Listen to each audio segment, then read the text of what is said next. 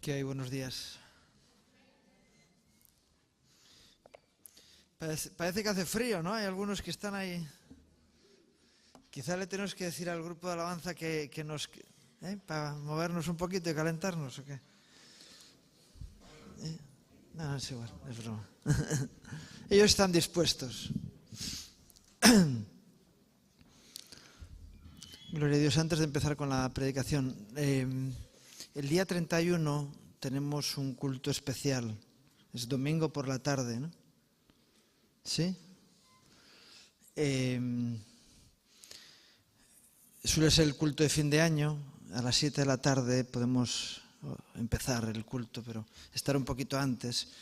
Ya veis que hemos puesto algunos asientos diferentes para que puedan estar las personas más cómodas. Pero si quieres ocupar uno de los sitios más cómodos, pues tienes que venir temprano. Esperemos poder estar temprano para poder despedir el año juntos, ¿verdad?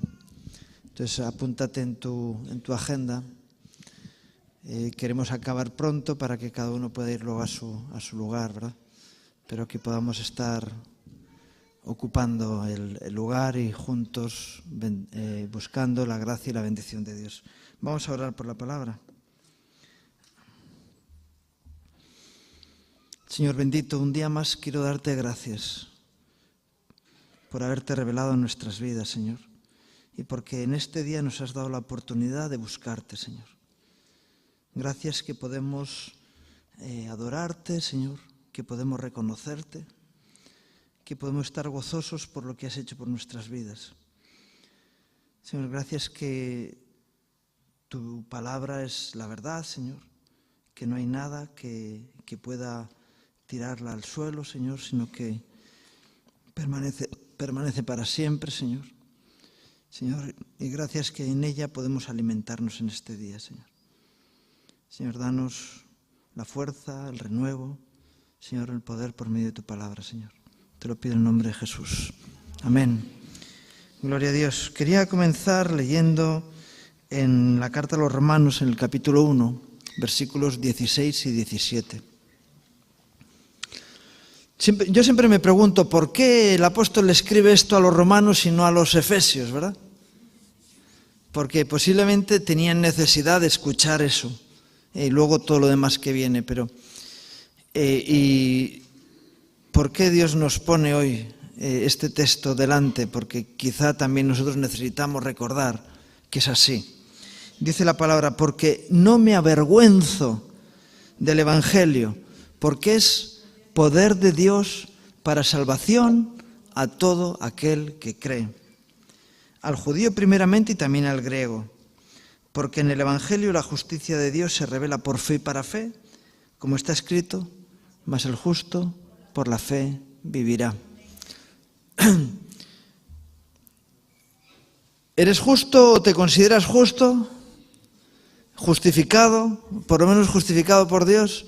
Y entonces dices, ese es el camino. Es más, si leemos como hay que leer la palabra, de derecha a izquierda, no de izquierda a derecha, como lo leemos nosotros habitualmente, lo que nos dice es que el que vive por fe será justo. El justo por la fe vivirá, el que vive por fe será justo. Amén. Pero bueno, yo quería hablar del Evangelio, que es poder de Dios. Tenemos un privilegio tremendo, nosotros tenemos un privilegio tremendo, porque sabemos que la palabra de Dios es viva, y es verdad, y es eficaz, y penetra hasta lo profundo del corazón, y cambia las situaciones. Por eso predicamos el Evangelio, porque sabemos que es poder de Dios. Amén. Y muchas veces el problema que tenemos es que, ayer me decía un hermano, mira, nos conocemos la teoría. Nos conocemos la teoría, pero ponerlo en la práctica, y es lo del dicho, ¿verdad? Del dicho al hecho hay un trecho, ¿no? Y Dios no nos dice su palabra para que nos sintamos pequeñitos y apartados de ella, sino para que vivamos en el privilegio de saber que podemos participar de la palabra de Dios y que la palabra de Dios esté hablando de la realidad de nuestras propias vidas. Y entonces podamos decir como el apóstol, no me avergüenzo del Evangelio porque es poder de Dios. No estoy creyendo en una teoría, ni en una quimera, ni en una ilusión, sino que la palabra de Dios puede transformar mi vida. En el Salmo 119 dice que la palabra de Dios transforma el alma.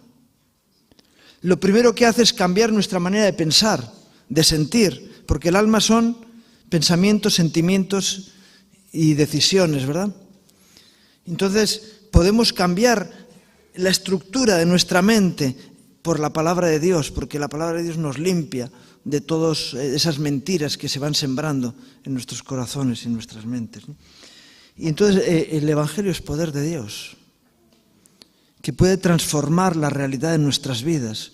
Y por eso yo entiendo que el apóstol Pablo en esta carta, luego en el capítulo 8, como dice en el capítulo 8, yo sé en quién he creído.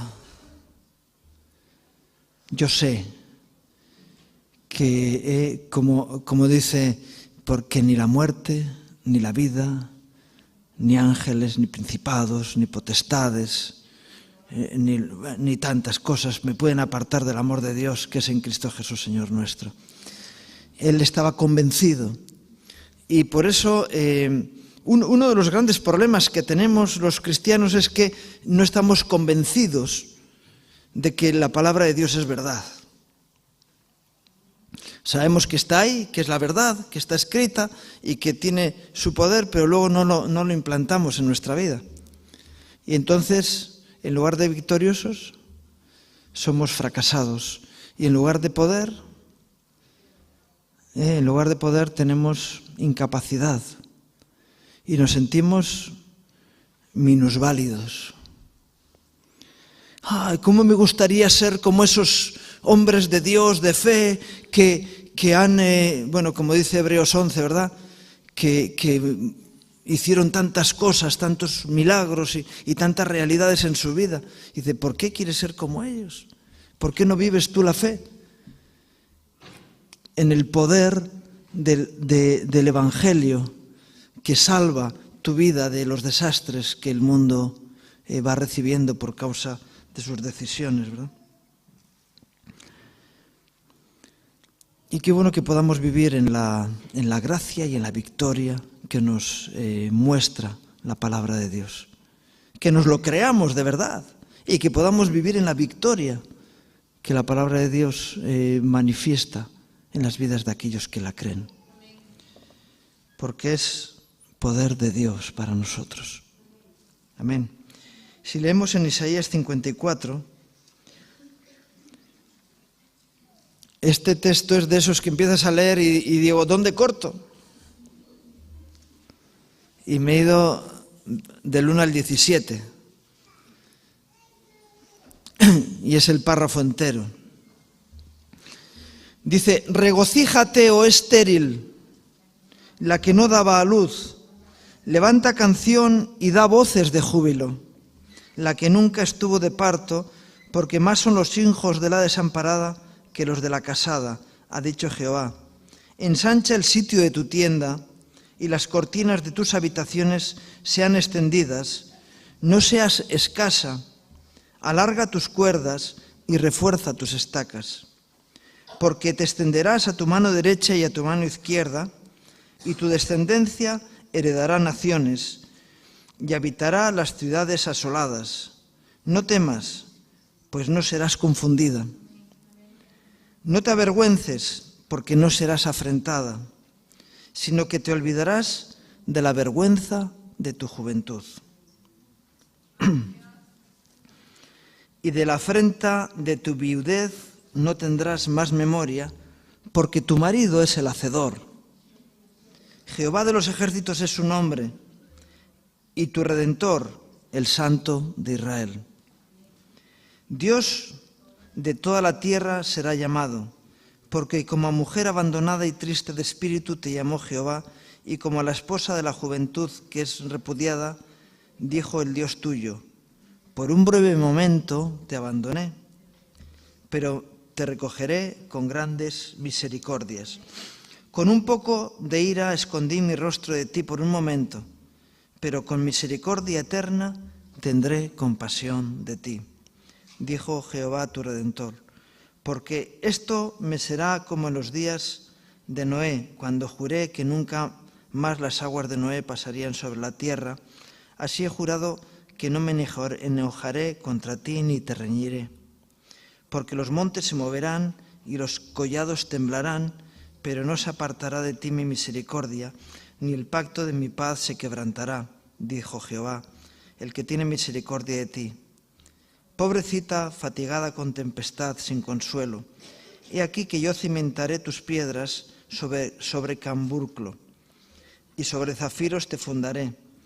Tus ventanas pondré de piedras preciosas, tus puertas de piedras de carbunclo, y toda tu muralla de piedras preciosas. Y todos tus hijos serán enseñados por Jehová, y se multiplicará la paz de tus hijos.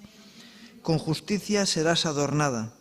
Estarás lejos de opresión, porque no temerás, y de temor, porque no se acercará a ti. Si alguno conspirare contra ti, lo harás en mí. El que contra ti conspirare, delante de ti caerá. He aquí que yo hice al herrero, que sopla las ascuas en el fuego, y que saca la herramienta para su obra. Y yo he creado al destruidor para destruir. Ningún arma forjada contra ti prosperará, y condenarás toda lengua que se levante contra ti en juicio. Esta es la herencia de los siervos de Jehová, y su salvación de mí vendrá, dijo Jehová. Bueno.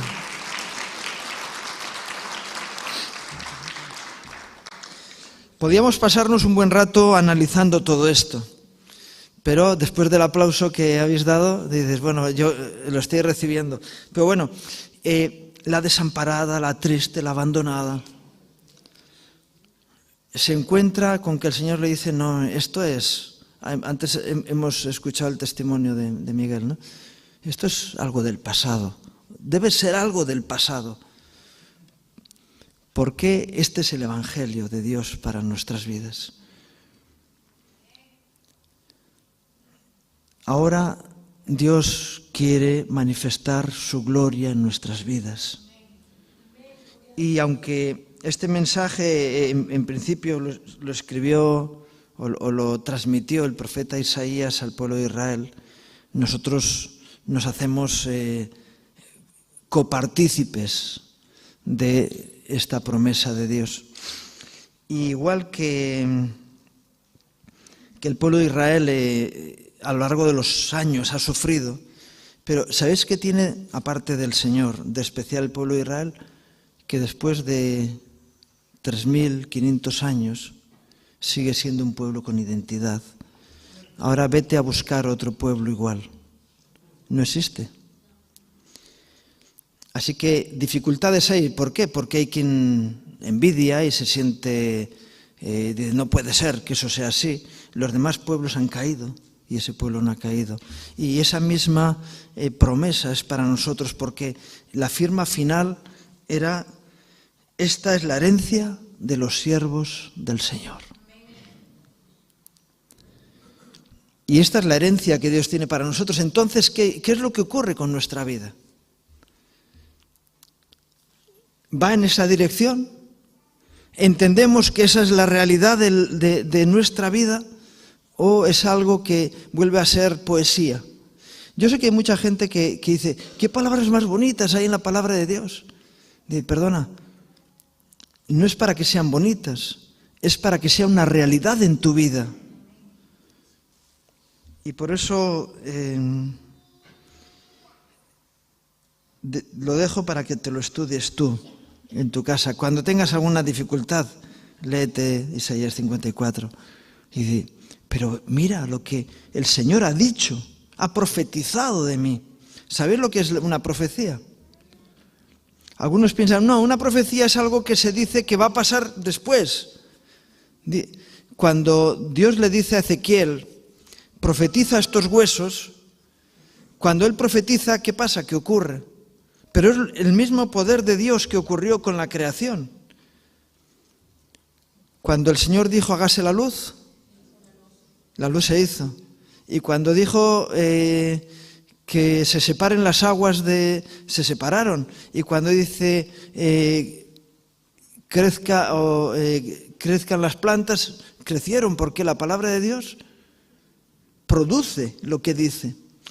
Algunos creen que es algo que ocurrirá y quizá para otros, pero cuando Dios ha dicho, lo que Dios ha dicho es. Lo que Dios ha dicho no es que ocurrirá, sino que es. Y la profecía produce. Otra cosa es que llegue a materializarse o tarde un tiempo, ¿verdad? Cuando Daniel estaba orando y a los 21 días llega el ángel y le dice, desde el momento en que te humillaste delante de Dios, fue dada orden. Y desde ese momento yo salí.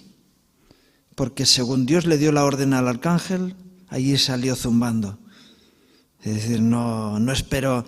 Sí, Señor, pero espera que estoy aquí arreglando unos asuntos, ya lo haré después. Salió y peleó contra el príncipe de Persia, etc. Las cosas de Dios son así. Y cuando Dios profetiza, es que es. No es que será, sino es que es. Amén. Leemos en Marcos, en el Evangelio de San Marcos, en el capítulo 4, y versículos 35 al 41. Aquel día, cuando llegó la noche, les dijo, pasemos al otro lado. Y despidiendo a la multitud, le tomaron como estaba en la barca, y había también con él otras barcas. Pero se levantó una gran tempestad de viento, y echaba las olas en la barca de tal manera que ya se anegaba. Y él estaba en la popa, durmiendo sobre un cabezal, y le despertaron y le dijeron, Maestro, ¿no tienes cuidado que perecemos? Y levantándose reprendió al viento y dijo al mar, calla, enmudece. Y cesó el viento y se hizo grande bonanza. Y les dijo, ¿por qué estáis así amedrentados? ¿Cómo no tenéis fe? Entonces temieron con gran temor y se decían el uno al otro, ¿quién es este que aun el viento y el mar le obedecen? Así que les dice, no temáis, y temieron. Los discípulos de Jesús estaban en la barca con él. Y Jesús les reprocha. Dice, ¿no tenéis fe? ¿Por qué me tenéis que despertar cuando ya tenéis la promesa de la palabra de Dios en vuestra vida?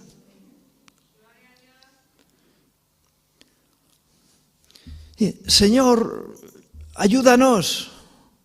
Pero si ya os he dado todos los medios de ayuda para que los uséis. Ese es el Evangelio. No sé si me explico. Dios ha puesto en nuestras manos su gracia para que nosotros andemos conforme a ella. Ha proclamado, ha decretado su verdad para que andemos conforme a ella. Entonces, dices, no, pero tenemos que esperar en Dios. Sí, pero tenemos que actuar creyendo en lo que Dios ha dicho. Cuando los ángeles,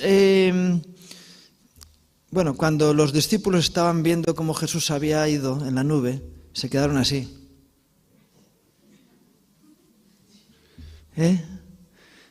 Y los ángeles dijeron, es que como llueva se van a llenar las bocas de agua. Pero están ahí.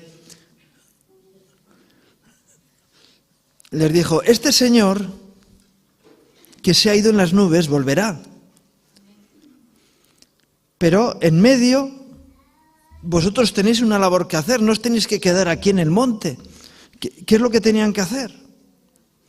Lo primero que tenían que hacer es bajar y hablar de lo que el Señor había hecho con sus vidas. Y los primeros cristianos se empezaron a mover.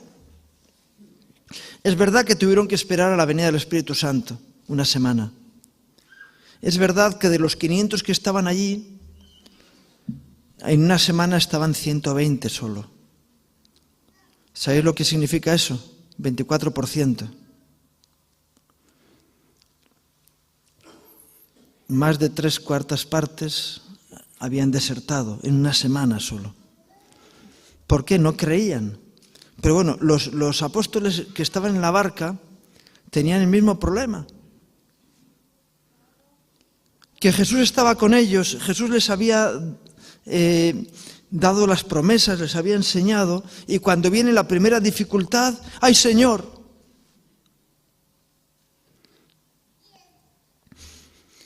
Y el Señor dice, ya os he dado el poder para vencer, que es el Evangelio, ¿verdad? Os he dado la verdad para que por ella resistáis al diablo. ¿Sabéis? Someteos a Dios, resistid al diablo y huirá de vosotros. ¿Y cómo nos sometemos a Dios? Obedeciendo su palabra, haciendo propia su palabra, es decir, teniendo el Evangelio como poder de Dios en nuestras vidas. Y mira, yo no soy un cualquiera, soy un hijo de Dios. Y un hijo de Dios tiene promesas de Dios y autoridad de Dios en su vida. Lo que pasa es que tiene también la responsabilidad de actuar como un hijo de Dios. ¿Sabes lo que significa hijo? Un hijo es aquel que manifiesta la naturaleza de su padre. De tal manera que un hijo actúa conforme a la herencia recibida de su padre.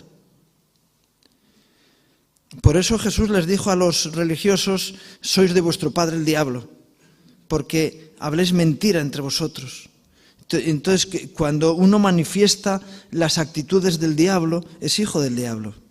Cuando alguien manifiesta las actitudes de Dios, es un hijo de Dios. Así que un hijo de Dios manifiesta la naturaleza de Dios en su vida. ¿Cuántos hijos de Dios hay aquí? Gloria al Señor.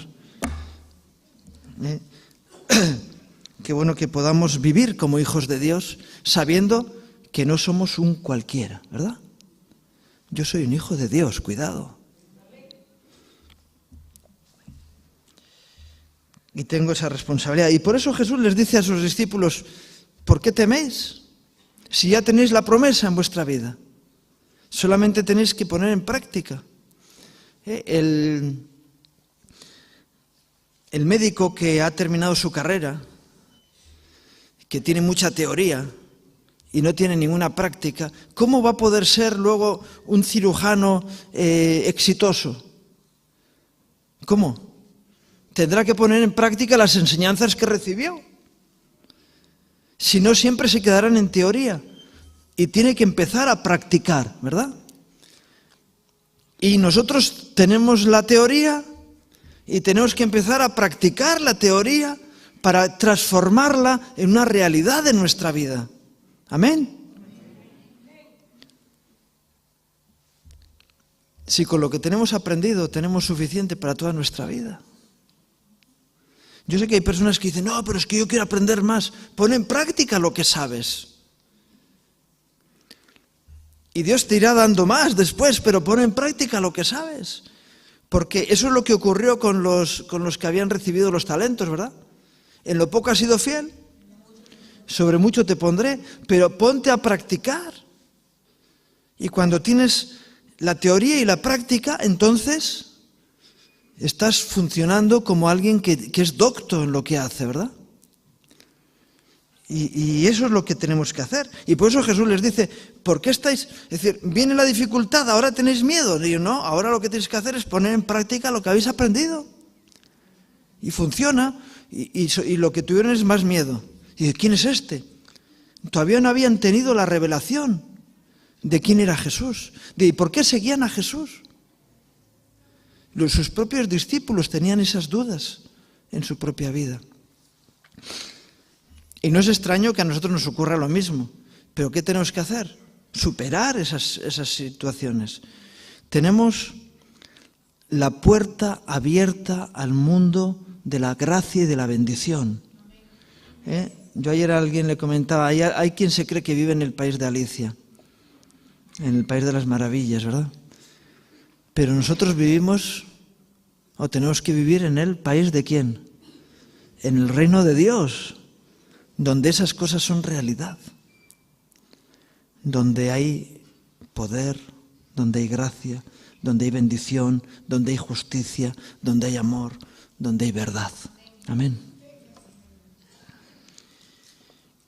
Dice, qué bonito es lo que dices. No, perdona, qué bonito es lo que vivo. Qué bueno que puedas decir, qué bonito es lo que vivo. Porque vivo en la maravillosa gracia de Dios. Amén. Y entonces, si vivimos en la maravillosa gracia de Dios, no podemos andar como unos pringadetes, ¿verdad? No podemos andar como unos minusválidos. Es que yo no puedo, no sé, no alcanzo. Ay, y el diablo nos zarandea. Y nos lleva de su mano por donde Él quiere.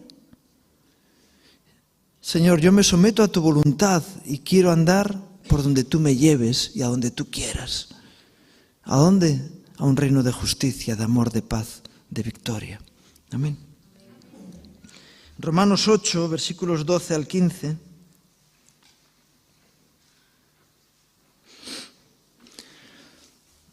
Así que, hermanos, deudores somos, no a la carne, para que vivamos conforme a la carne, porque si vivís conforme a la carne, moriréis. Mas si por el Espíritu hacéis morir las obras de la carne, viviréis. Porque todos los que son guiados por el Espíritu de Dios, estos son hijos de Dios. Pues no habéis recibido el espíritu de esclavitud para estar otra vez en temor, sino que habéis recibido el espíritu de adopción por el cual clamamos, Abba, Padre. Hemos recibido un espíritu, como dice en otro lugar, de poder, de amor y dominio propio, ¿verdad? Hemos recibido el espíritu de adopción. Hemos sido adoptados por Dios. Yo a veces cuando hay personas que tienen complejos y se sienten pequeños y débiles y yo les digo, mira, si tú eres capaz de reconocer que eres acepto en el amado, en Cristo, tienes todos esos complejos superados. Y hay tantas personas que se creen, ¿no? Que dicen, no, pero es que es una realidad, yo soy una persona torpe. Y bien, gloria a Dios que eres un torpe, porque a los torpes escogió Dios para hacerles hábiles, para darles su gracia, para que uno no dependa de la habilidad propia, sino que depende de la gracia de Dios. Y a otros Dios les dio habilidades para que también vivan en la gracia de Dios, en la habilidad que Dios les ha dado. Y reconocen el don y dicen, yo lo pongo al servicio de Dios. Pero el que no lo tiene, como decían los apóstoles, decían, mira, nuestra competencia viene de Dios. Somos competentes de un nuevo pacto. ¿Por qué? Porque hemos sido aceptados, recibidos por el amado. No porque fuéramos más ni mejores que otros, sino porque a Dios le agradó que fuera así. Y qué bueno que puedas tener esa realidad en tu vida. He sido adoptado por Dios. He sido aceptado, he sido recibido por Dios. Y entonces vivo en la gracia de Dios en mi vida. Y por lo tanto soy deudor de Cristo. ¿Para qué? Para que viva, no para que muera. Yo no sé si tú piensas que Dios te llamó para reírse de ti. Porque hay algunos que, yo sé que en principio no piensas eso, pero luego en el andar del día actúas como tal. Así que Dios te llamó para avergonzarte, para reírse de ti. O te llamó para avergonzar al mundo. Porque Dios escogió a lo vil y menospreciado para avergonzar a los sabios.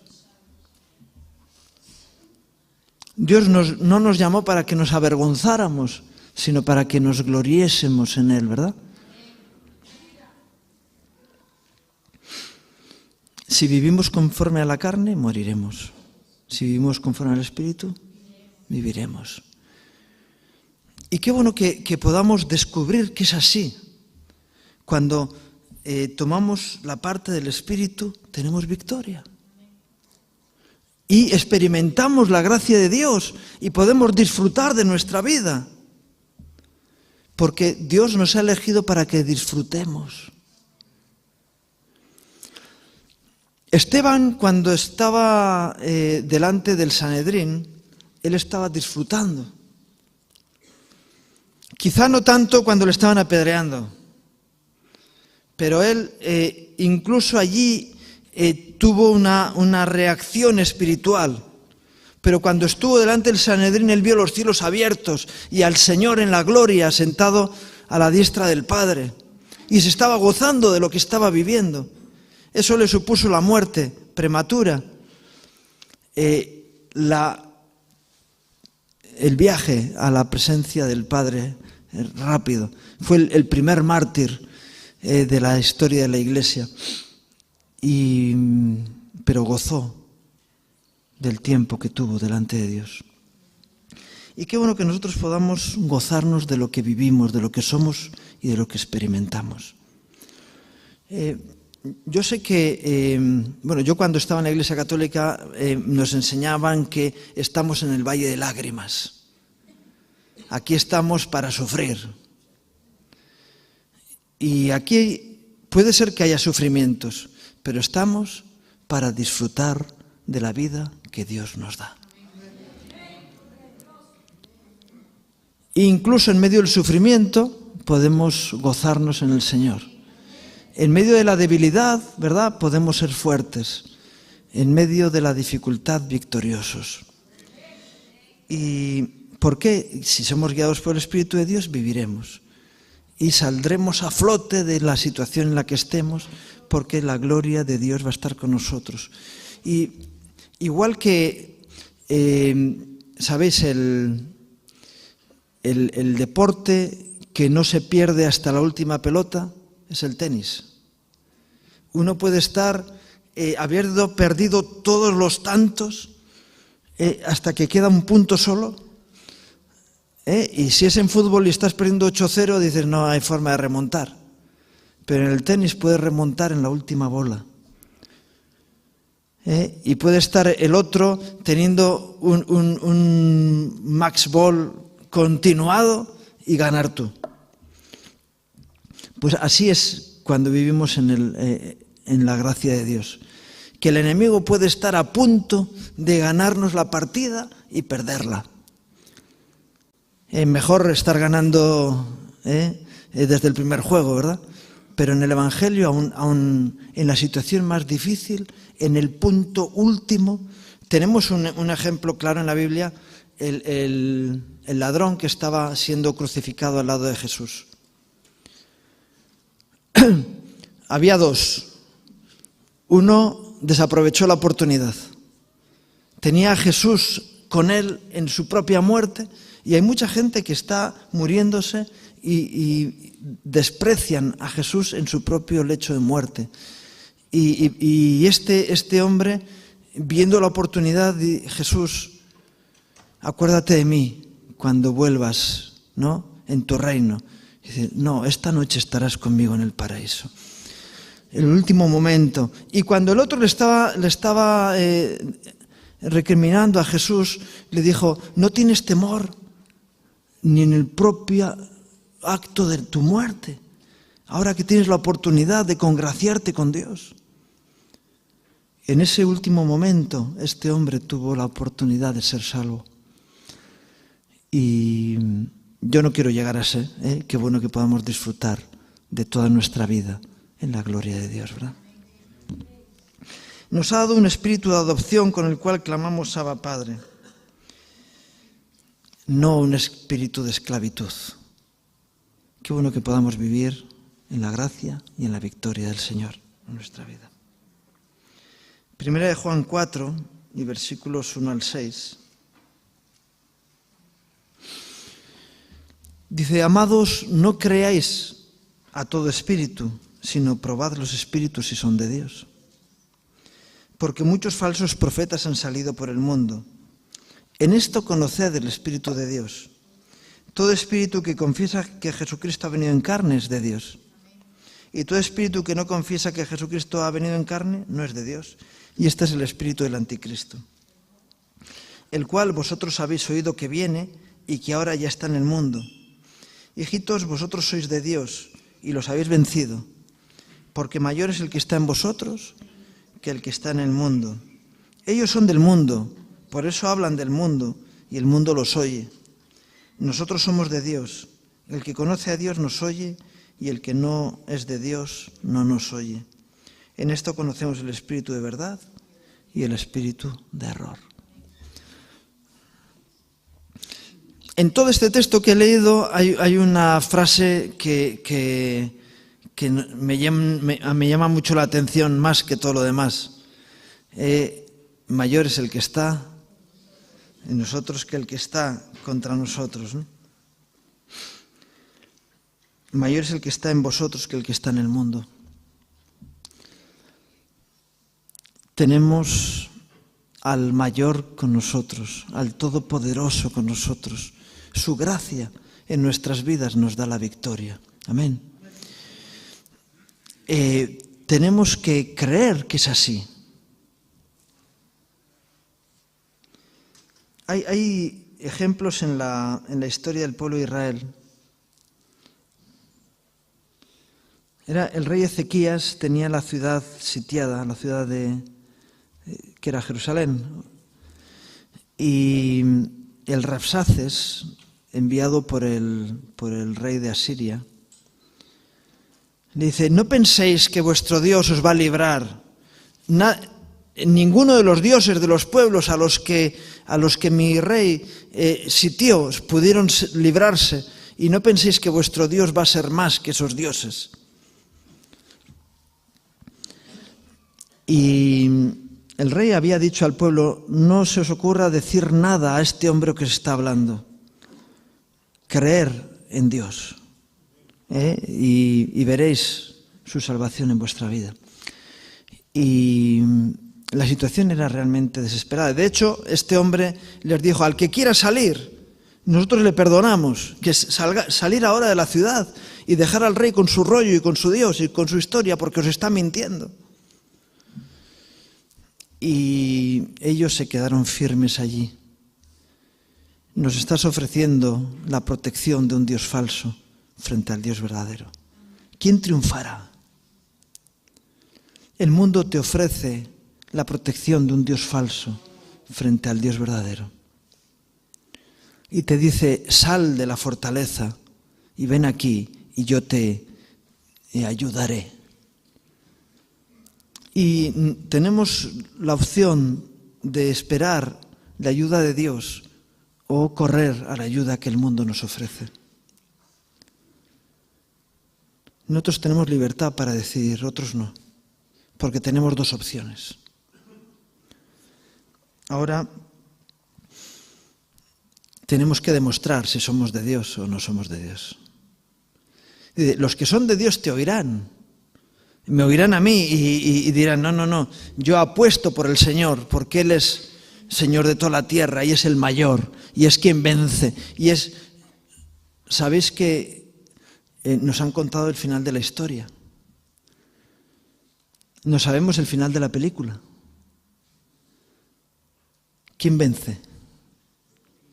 El Señor tiene la victoria, ¿verdad? El libro de Apocalipsis nos dice que al lago de fuego serán echados Satanás y la muerte como últimos que caigan allí, y se cierra. Y nosotros estaremos fuera. Yo estaré fuera, por lo menos no sé tú también. Amén. Y el final de la historia es que vencemos. Y a lo largo de la historia también vamos venciendo. El que cree en el Señor tiene la victoria en su vida. Y aquí nos habla de que no creamos a todo espíritu, porque va a haber espíritu de mentira que nos va a querer hacer dudar. Por eso Juan dice, bueno, Jesús decía, y está plasmado en el Evangelio de San Juan, ¿no? Cuando venga el Señor, ¿hallará fe en la tierra? Cuando vuelva el Señor, aquel Señor que se fue y dejó con la boca abierta a aquellos discípulos que estaban en el monte, cuando venga el Señor, cuando vuelva, ¿habrá gente esperándole? Y el Señor, si estoy todavía aquí, yo te voy a esperar. Por lo menos estaré yo. Estaremos esperándole. Qué bueno que podamos decirle, Señor, ven pronto. El libro de Apocalipsis habla en el último capítulo diciendo que la iglesia clamará, diciendo, la esposa clama diciendo que ven, Señor, ven, ven pronto. Maranatá, ven pronto. No te tardes, Señor, en volver. Estamos esperando que vengas. Señor, manifiéstate. Pero nosotros sabemos que el Señor no solamente va a venir, sino que también está en medio nuestro, ¿verdad? Y entonces podemos decir, Señor, con tu fortaleza tenemos victoria. Amén. Termino con un texto en Apocalipsis 12, versículos 10 al 12. Entonces oí una gran voz en el cielo que decía, ahora ha venido la salvación, el poder y el reino de nuestro Dios y la autoridad de su Cristo, porque ha sido lanzado fuera el acusador de nuestros hermanos, el que los acusaba delante de nuestro Dios día y noche. Y ellos la han vencido por medio de la sangre del Cordero y de la palabra del testimonio de ellos, y menospreciaron sus vidas hasta la muerte. Por lo cual, alegraos cielos y los que moráis en ellos. Ay de los moradores de la tierra y del mar, porque el diablo ha descendido a vosotros con gran ira, sabiendo que tiene poco tiempo. Así que hay dos tipos de personas aquí, los moradores de los cielos y los moradores de la tierra. ¿Dónde moras? ¿Moras en el cielo o moras en la tierra? ¿Dónde está tu morada? Cuando yo ahora tengo mi carnet de identidad, tengo que cambiarlo porque he cambiado de domicilio, pero el domicilio que aparece en mi carnet de identidad no es el lugar donde moro.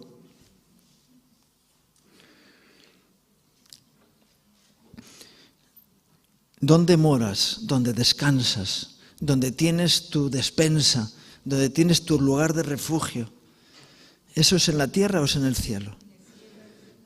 Esa es la diferencia, porque hay de los que moran en la tierra, de los que tienen sus planes y sus ideas y su inversión montada, ¿verdad? Dice, ¿dónde está tu esfuerzo? ¿Dónde estás poniendo tus esperanzas?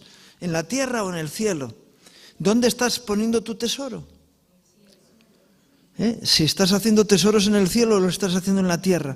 Dice, porque viene el diablo, y el diablo va a arrastrar con él a todos los que puede. ¿Sabéis que cuando se naufraga un barco, cuando hay un barco que está naufragando, las personas que salen del barco y se ponen en una balsa o se van nadando, lo que tienen que hacer es escaparse lo más posible del barco, porque cuando el barco termine de hundirse, lo que está cerca lo arrastra con él. Y así es el diablo. El que está cerca lo va a arrastrar con él y se los lleva al fondo. Y por eso hay que apartarse lo más posible. Cuanto más lejos estés, más difícil hay la posibilidad de que seas arrastrado, ¿no? Entonces, ¿dónde moras? ¿Dónde vives? Jesús les dijo a sus discípulos que Él se iba al Padre a preparar, ¿qué? Morada. Y ahí es donde tenemos que tener la morada. Dice, no, mira, mi morada es allá. Ese es mi sitio. Aunque tenga un lugar aquí, pero mi sitio es allá. Estoy como extranjero y peregrino, caminante por este mundo, pero estoy haciendo mi inversión en mi morada en el cielo. Entonces, los que tienen la morada en el cielo, ¿qué tienen que hacer? Porque el diablo ha bajado a la tierra, ¿qué tienen que hacer? Alegrarse. Sobre todo alegrarte cuando dices, si ya el diablo no está acusando delante del Padre, es que ya queda poco tiempo. Sabiendo que tiene poco tiempo, ha descendido a vosotros, porque ya se le acabaron las posibilidades. Antes, en el texto de Juan, que hemos leído, de 1 Juan,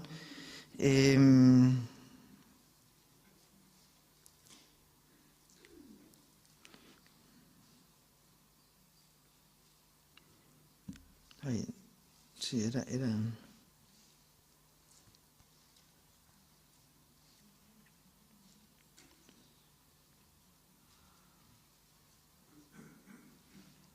bueno, cuando decía que, y este es el anticristo, el espíritu del anticristo, el cual vosotros habéis oído que viene, dice, y que ahora ya está en el mundo.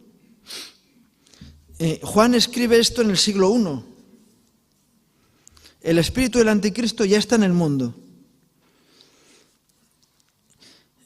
¿Qué estaba diciendo? Mira, igual que tenemos el Evangelio, tenemos el mensaje del diablo que viene a decirnos, Jesús fue un gran hombre, pero no fue Dios. Sin embargo, el Evangelio nos dice que Dios vino y se hizo hombre. ¿Para qué? Para redimirnos, para ofrecernos la posibilidad de la victoria. Y esa es la diferencia. Dice, mira, Dios está muy ocupado para preocuparse de ti. Dios, no. Dios no está tan ocupado como para no ocuparse de uno de sus hijos. Y Él se ocupa de mí. Y el espíritu del anticristo te dice, mira, no seas tan iluso.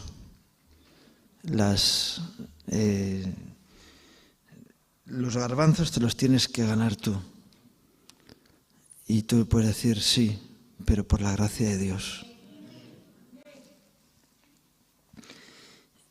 Alegraos los que moráis en los cielos, porque por medio del testimonio de Dios en nosotros tenemos victoria. Y no solamente estemos pensando en la salvación eterna, sino en la victoria ante cada uno de los enemigos que vienen a nuestra vida. Y van a seguir probándonos, y vamos a seguir teniendo pruebas, y vamos a tener la oportunidad de seguir venciendo.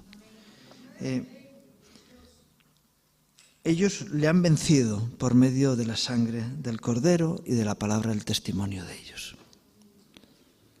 Tenemos ese poder de victoria en nuestras vidas y tenemos que manifestar la victoria de Dios allí donde vamos. La iglesia tiene que ser victoriosa. Ante cada circunstancia y situación en la que nos encontremos, que podamos manifestar la gloria de Dios. Porque Dios nos ha dado toda la capacidad para vencer. Cuando dice que el Señor no vendrá hasta que sean sus enemigos puestos por estrado de sus pies, ¿quién los va a poner? Tú.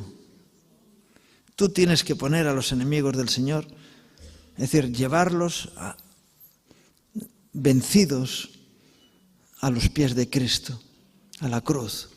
Es decir, mira, el espíritu de mentira ha sido vencido, porque esa es la justicia de Dios, que el que hurtaba no hurte más, que el que mentía deje de mentir, que el que andaba en amargura ahora viva en el gozo de Dios. Y eso es el mensaje que Jesús daba.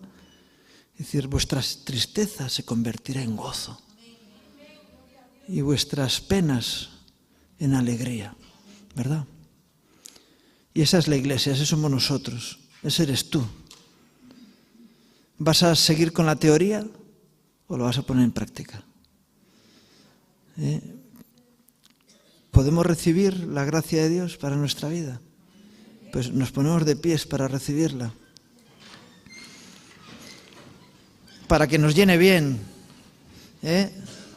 Cuando alguien quiere llenar una bolsa, la agarra bien de las esquinas y la levanta bien para, si la deja en el suelo, se llena pronto y está vacía cuando la levantas. Qué bueno que nos podamos levantar y le digamos al Señor, Señor, hoy recibimos tu gracia. Algunos están hablando del final del año y del principio del otro. Y dices, hoy es el principio del resto de mi vida y yo quiero vivirla en la llenura de la gracia de Dios sobre mí.